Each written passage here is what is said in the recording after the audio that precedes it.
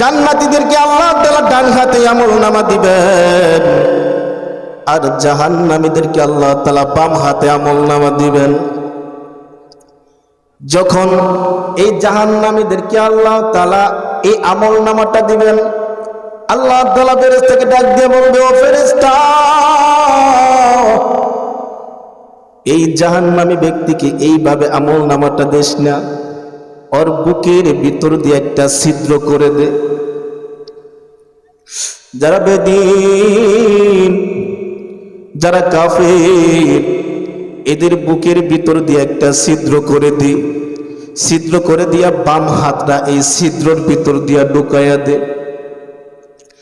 আল্লাহর হুকুম পাইয়া ফেরেশতা তাই করবেন এবং পিছন দিয়া হাতটা নেওয়া হবে।